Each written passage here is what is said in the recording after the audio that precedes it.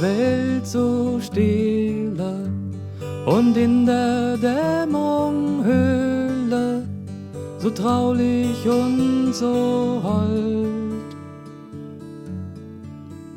als eine stille Kammer, wo ihr des Tages Jammer verschlafen und vergessen sollt. Seht ihr den Mond dort stehen? Er ist nur halb zu sehen und ist doch rund und schön.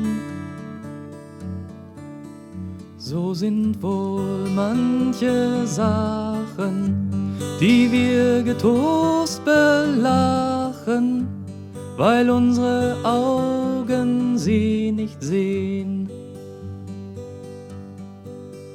Wir stolzen Menschenkinder sind eitel arme Sünder und wissen gar nicht viel.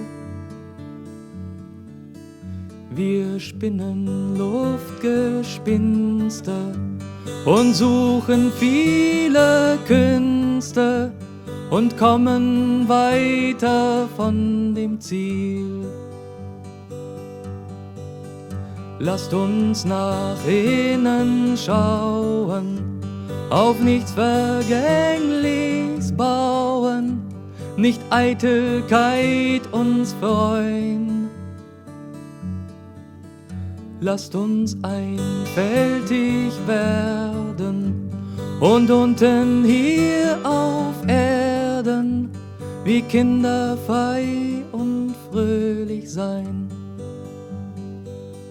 So legt euch denn, ihr Brüder, in Gottes Namen nieder, kalt ist der Abendhauch.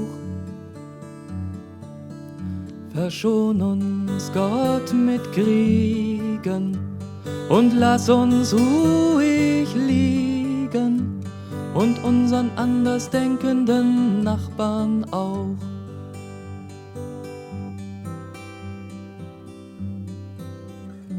Der Mond ist aufgegangen, die goldenen Sternlein prangen am Himmel hell und klar.